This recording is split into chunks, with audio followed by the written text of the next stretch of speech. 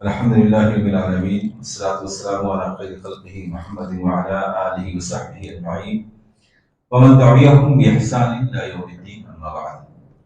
أعوذ بالله من الشيطان الرجيم. بسم الله الرحمن الرحيم. لا يؤاخذكم الله باللغو في أيمانكم ولكن يؤاخذكم بما عقدتم الأيمان إلى آخر الآية. آج کے لیے جو آیات منتخب ہوئی ہیں ان میں سے یہ پہلی آیت کریمہ ہے سورہ مائدہ کی آیت نمبر 89۔ اس آیت کریمہ میں اللہ رب العالمین نے قسم کا کفارہ اور قسم کی تاکید کا تذکرہ فرمایا ہے۔ دراصل قسم جو ہے وہ 3 قسم کا ہے، پہلے اسے سمجھ لیا جائے تو اس کے بعد آیت کریمہ کو دیکھتے ہیں۔ قسم کی 3 قسمیں ہیں۔ ایک کا نام ہے یمین لغو، یمین کے معنی قسم، اور لغو معنی جس کا کوئی شرعی حکم نہیں ہے، ضائع ہے۔ یمین لغو ایسے قسم کو کہتے ہیں جو آدمی بغیر قسم کے ارادے کے عادتاً کھاتا رہتا ہے۔ عادت ہے کچھ لوگوں کی، وہ قسم کا ارادہ کیے بغیر اپنی عادت کے مطابق بار بار قسم کے الفاظ بولتے رہتے ہیں۔ ارادہ نہیں ہوتا قسم کھانے کا، اپنی عادت کے اعتبار سے بول دیتے ہیں۔ ایسے قسم کو لغو قسم کہا جاتا ہے، یعنی شرعی اعتبار سے نہ اس پر کوئی مواخذہ ہے، نہ اس پر اس کو پورا کرنا ضروری ہے، اور نہ ہی نہ پورا کرنے پر کوئی کفارہ ہے، اس کا کوئی حکم ہی نہیں ہے۔ دوسرا ہے یمین غموس۔ یمین غموس کا معنی ماضی کے کسی کام کے بارے میں کوئی قسم کھائی جائے، پچھلے زمانے میں ایسا ہوا تھا یا ایسا نہیں ہوا تھا، یا ایسا کسی نے کیا تھا یا ایسا نہیں کیا تھا، پچھلے گزرے ہوئے زمانے کے بارے میں کوئی بات کہی جائے قسم کھا کر کے، وہ یمین غموس ہے۔ اگر وہ صحیح ہے، یعنی جیسا معاملہ پیش آیا تھا ویسا ہی کوئی کہہ کر کے قسم کھا رہا ہے، تب تو کوئی حرج کی بات نہیں، بہتر ہے۔ اور اگر وہ غلط ہے، جھوٹی قسم کھا رہا ہے پچھلے زمانے کے بارے میں، تو اس قسم پر کفارہ تو نہیں ہے لیکن وہ کبیرہ گناہ میں سے ہے۔ تیسری قسم ہے جس کو یمین موقدہ کہتے ہیں، یعنی آئندہ زمانے کے بارے میں قسم کھا کر کے کہنا کہ میں فلاں کام کروں گا یا فلاں کام نہیں کروں گا۔ کسی بھی کام کے کرنے یا نہ کرنے کے بارے میں آدمی یہ کہے کہ آئندہ ایسا میں کروں گا یا نہیں کروں گا، مستقبل کے بارے میں، اس قسم کا نام ہے یمین موقدہ۔ اگر اس قسم کا تعلق اللہ کی نافرمانی سے نہیں ہے تو اس کا پورا کرنا ضروری ہے۔ اگر اس کا تعلق اللہ کی نافرمانی سے ہے، مثلا کسی نے قسم کھائی کہ میں اگلے مہینے میں فلاں بزرگ کے نام جانور ذبح کروں گا یا فلاں کو نقصان پہنچاؤں گا، اب یہ غیر شرعی قسم ہے، نافرمانی کا قسم ہے، اس کو پورا کرنا ممنوع ہے، اسے پورا کرنا جائز ہی نہیں ہے۔ آدمی اس کا کفارہ دے گا۔ تو اگر وہ نافرمانی کا کام ہے تو اسے پورا نہیں کرنا ہے، اور اگر اطاعت اور فرما برداری کا کام ہے تو اسے پورا کرنا ضروری ہے۔ اگر اسے کوئی آدمی پورا نہیں کر رہا ہے تو اس پر کفارہ دینا پڑے گا۔ نافرمانی کا کام ہے تو اسے پورا بھی نہیں کرنا ہے اور کفارہ بھی دینا ہے۔ فرما برداری کا کام ہے تو اسے پورا کرنا ہے، نہ پورا کر سکے تو کفارہ دینا ہے۔ یہ قسم کی 3 قسمیں ہو گئی۔ ایک لغو قسم جو بغیر کسی ارادے کے اپنی عادت کے مطابق آدمی بار بار کھاتا رہتا ہے، شریعت میں اس کا کوئی حکم نہیں، کیونکہ کھانے والا آدمی قسم کھانے کا ارادے سے قسم نہیں کھا رہا ہے، اپنی عادت کے مطابق کھا رہا ہے۔ دوسری قسم جو پچھلے زمانے کے بارے میں کوئی بات کہی جائے اور قسم کھا کر کے کہی جائے، پچھلے سال ایسا ہوا تھا یا ایسا نہیں ہوا تھا، پچھلے زمانے کے بارے میں اگر ویسا ہی ہوا تھا جیسا وہ قسم کھا کے کہہ رہا ہے تو بہتر ہے، اور اگر ویسا نہیں ہوا تھا تو اس پر اس کے لیے کبیرہ گناہ ہے اور اس کو توبہ استغفار کرنا چاہیے، لیکن اس پر کوئی کفارہ نہیں ہے۔ ایک ہے مستقبل کے بارے میں کسی چیز کا ارادہ کرتے ہوئے قسم کھانا کہ میں آئندہ ایسا کروں گا یا آئندہ ایسا نہیں کروں گا۔ اگر اس کا تعلق اللہ کی نافرمانی سے ہے تو اس قسم کا پورا کرنا منع ہے، حرام ہے، لیکن چونکہ اس نے قسم کھائی ہے اس لیے کفارہ ادا کرے گا۔ اور اگر اس کا تعلق فرمانبرداری سے ہے تو اس قسم کو پورا کرنا ضروری ہے، اگر نہیں پورا کر رہا ہے تو کفارہ دینا ہوگا۔ یہ تین قسم کی قسم ہے۔ اللہ رب العالمین فرماتا ہے لا یؤاخذکم اللہ باللغو فی ایمانکم، اللہ رب العالمین تمہاری قسموں میں سے لغو قسم کے بارے میں تمہارا کوئی مواخذہ نہیں فرمائے گا۔ لغو قسم یعنی جو عادت کے مطابق کھائی جاتی ہے، بغیر ارادے کے کھائی جاتی ہے، ایسی قسم کے بارے میں تمہارا کوئی مواخذہ نہیں کرے گا۔ شرعی اعتبار سے اس قسم کا کوئی اعتبار نہیں ہے، نہ اس کا پورا کرنا ضروری ہے۔ وَلَكِنْ يُؤَاخِذُكُم بِمَا عَقَّدتُّمُ الْأَيْمَانَ، لیکن وہ تمہارا مواخذہ کرے گا اس قسم کے بارے میں جو تم نے پختہ کھایا ہے۔ پختگی کے ساتھ تم نے قسم کھا کے کہا ہے کہ میں آئندہ ایسا کروں گا یا آئندہ ایسا نہیں کروں گا، اگر اسے نہیں کیا، قسم کو پورا نہیں کیا، تو اس پر اللہ رب العالمین تمہارا مواخذہ کرے گا۔ اور ہر وہ گناہ جس کے بارے میں دھمکی دی گئی ہو عذاب کی، سزا کی، وہ کبیرہ گناہ میں سے ہے۔ فَكَفَّارَتُهُ إِطْعَامُ عَشَرَةِ مَسَاكِينَ، تو اگر آئندہ کے بارے میں کوئی قسم کھائی گئی ہے اور اسے انسان پورا نہ کر سکے تو اس کا کفارہ ہے 10 مسکینوں کو کھانا کھلانا۔ 10 مسکینوں کو کھانا کھلانا اس کا کفارہ ہے۔ 10 مسکینوں کو کھانا کھلانے سے مراد یہ ہے کہ یا تو ان کو ایک روزے کے کفارے کے برابر یعنی تقریباً 510 گرام غلہ دیا جائے، یا کھانا تیار کر کے ان کو کھلایا جائے۔ اگر کھانا تیار کر کے کھلایا جا رہا ہے تو کوئی مسئلہ نہیں، 10 لوگوں کو کھلانا ضروری ہے۔ اور اگر غلہ دیا جا رہا ہے تو اس غلے کے ساتھ جو سالن وغیرہ کی ضرورت پیش آتی ہے وہ بھی اس کے ساتھ دینا ضروری ہوگا۔ صرف سوکھا خشک غلہ دے دینا کافی نہیں ہوگا، کیونکہ اصل حکم ہے کھانا کھلانے کا، نہ کہ غلہ دے دینا۔ لیکن کسی وجہ سے اگر کوئی آدمی کھانا نہیں کھلا سکتا ہے، غلہ دینا چاہتا ہے، تو اس غلے کو کھانے کی شکل میں تبدیل کرنے کے لیے جو خرچ آتا ہے، جن اخراجات اور سامان کی ضرورت پیش آتی ہے، وہ سب بھی ساتھ میں دینا ہوگا۔ فَكَفَّارَتُهُ إِطْعَامُ 10 مَسَاكِينَ، تو اس کا کفارہ ہے 10 مسکینوں کو کھانا کھلانا۔ مِنْ أَوْسَطِ مَا تُطْعِمُونَ أَهْلِيكُمْ، اپنے گھر والوں کو جو کھانا کھلاتے ہو اس میں سے اوسط کھانا میں سے، اپنے گھر میں جو کھانا آپ کھاتے ہیں اس میں سے اوسط درمیانی قسم کے کھانا میں سے آپ کو کھانا کھلانا ہے۔ نہ بہت بہتر ضروری ہے اور نہ ہی بہت ہی کم درجے کا، کم کوالٹی کا دینا جائز ہے، بلکہ درمیانی قسم کا کھانا کھلانا ہے 10 مسکینوں کو۔ اور کسوتہم، اس میں اختیار ہے، چاہے ایک ہی دن میں کھلا دے آدمی، چاہے الگ الگ طرح کھلائے، لیکن 10 مسکینوں کو کھلانا ہے۔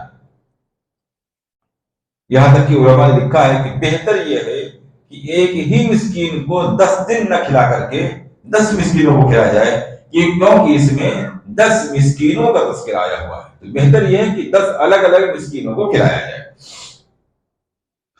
یہ پہلا کفارہ ہے، 10 مسکینوں کو کھانا کھلایا جائے اوسط کھانا میں سے۔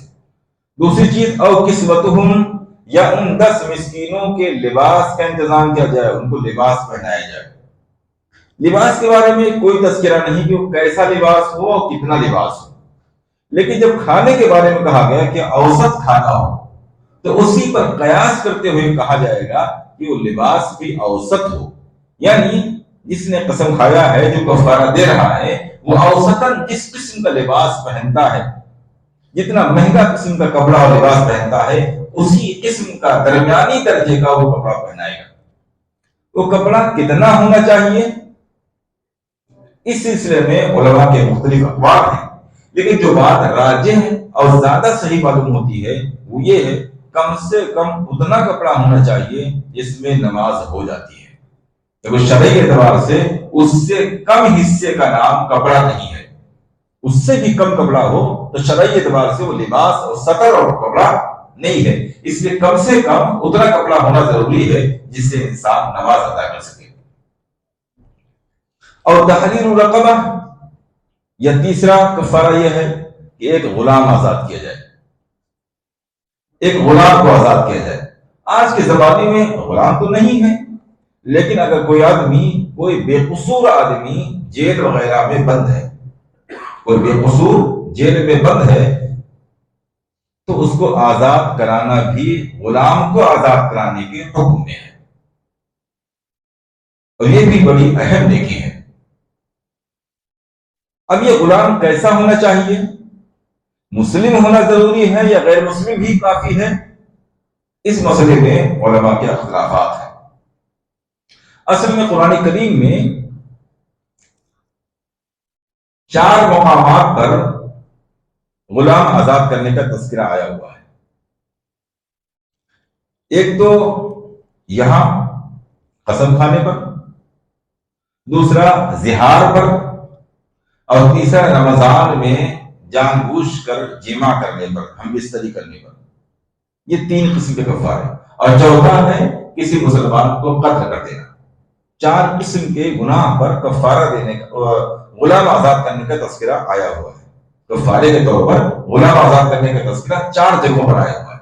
ان 4 جگہوں میں سے قتل کے کفارے کے سلسلے میں اللہ رب العالمین نے مسلم غلام کی شرط لگائی ہے، فَتَحْرِيرُ رَقَبَةٍ مُؤْمِنَةٍ، مومن غلام کو آزاد کرنا ضروری ہے،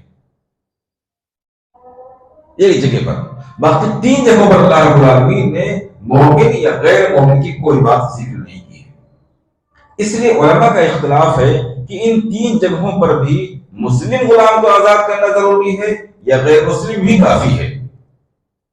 بعض لوگ کہتے ہیں کہ اللہ رب العالمین نے چونکہ مسلم اور غیر مسلم کی شرط نہیں لگائی ہے، اس لیے کسی بھی غلام کو آزاد کیا جا سکتا ہے۔ دوسرے علماء یہ کہتے ہیں، جس میں علامہ ابن عثیمین رحمہ اللہ بھی ہیں، وہ کہتے ہیں کہ اگرچہ قید نہیں لگائی گئی ہے 3 جگہوں پر، مسلم کی قید تو نہیں ہے، لیکن 2 چیزوں کی وجہ سے ان 3 جگہوں پر بھی مسلم غلام کو آزاد کرنا ضروری ہے، غیر مسلم غلام کو آزاد کرنا کافی نہیں ہے۔ 2 وجہ سے۔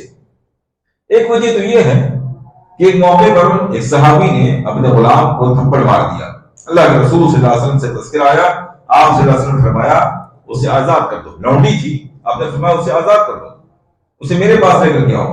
جب لے کر کے آئے ان کو آزاد کرنے کے لیے، اللہ کے رسول صلی اللہ علیہ وسلم نے پوچھا کہ تو مومنہ ہے، اللہ کہاں ہے؟ اس نے کہا آسمان کی طرف انگلی اٹھائی، اس نے آسمان پر۔ پوچھا میں کون ہوں؟ کہا آپ اللہ کے رسول ہیں۔ آپ نے فرمایا اسے آزاد کر دو، یہ مومنہ ہے۔ دیکھیے یہاں اللہ کے رسول صلی اللہ علیہ وسلم نے اس لونڈی کو آزاد کرنے سے پہلے یہ پوچھا کہ وہ ایمان والی ہے یا نہیں ہے، جس سے بات معلوم ہوتی ہے کہ غلام کو آزاد کرنے کی جہاں فضیلت بیان کی گئی ہے اور جہاں بھی غلام آزاد کرنے کا تذکرہ آیا ہوا ہے، وہاں اس غلام سے مراد مومن غلام ہے، ایمان والا غلام ہے۔ ایک وجہ تو یہ ہے۔ دوسری وجہ یہ بیان کی گئی ہے کہ اگر آپ کافر غلام کو آزاد کریں گے، کافر لونڈی کو آزاد کریں گے، تو وہ آزاد ہو کر کے اپنے لوگوں میں جا کے مل جائے گی، کیونکہ تعداد زیادہ ہو جائے گی، اور اگر وہ قبیلہ آپ کا دشمن ہے تو آپ کے دشمنوں کی تعداد بڑھ جائے گی، مسلمانوں کے لیے خطرات بڑھ جائیں گے۔ اس لیے مومن غلام کا آزاد کرنا ضروری ہے۔ ابن عثیمین رحمہ اللہ نے اسی بات کو زیادہ راجح اور صحیح قرار دیا ہے۔ تو یہ 3 چیزیں ہیں۔ پہلی چیز یہ کہ 10 مسکینوں کو کھانا کھلایا جائے، دوسری چیز کیا ہے، 10 مسکینوں کے لباس کا انتظام کیا جائے، یا ایک غلام آزاد کیا جائے۔ ان تینوں میں سے جو بھی انسان کر سکتا ہے کر لے، ان تینوں کا حکم برابر ہے۔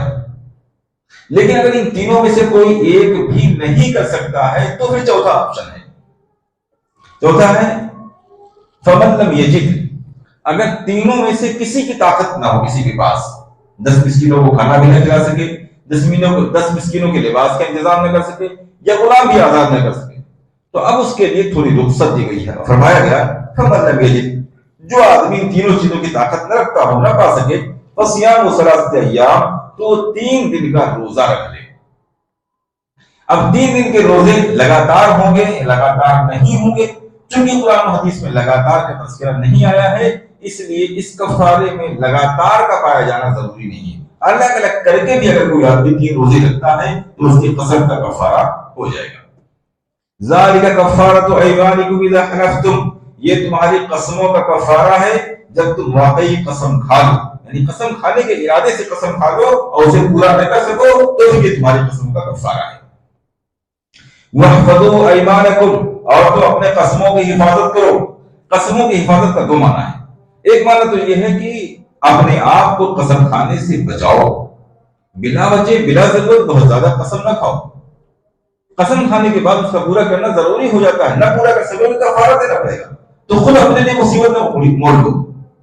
ارادہ ہے ٹھیک ہے، ارادہ کر لینا ایک الگ بات ہے، قسم نہ کھایا تو ایک معنی تو یہ ہے۔ دوسرا معنی یہ ہے کہ اگر قسم کھا لو تو پھر اس کی پابندی کرو، اس کی حفاظت کرو، اس کی پابندی کرو، اس کے مطابق عمل کرنے کی کوشش کرو۔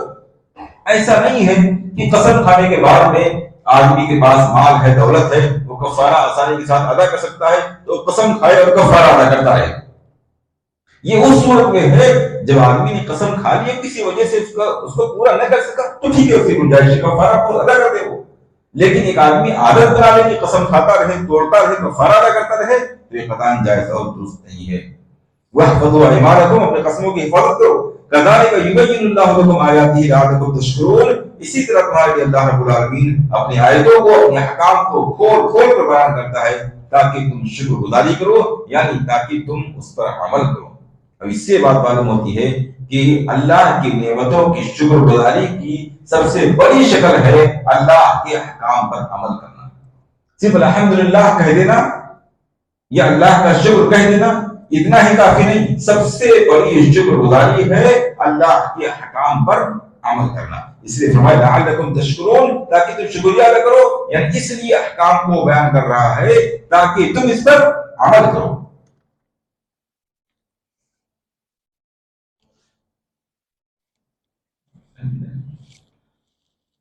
آج کے لیے یہ مختصر درس ہی کافی ہے، انشاءاللہ پھر سلسلہ جاری رکھا جائے گا۔ اللہ رب العالمین سے دعا ہے کہ ہمیں کتاب و سنت کو سننے، سمجھنے، اس پر عمل کرنے، اس کی دعوت دینے کی توفیق عطا فرمائے۔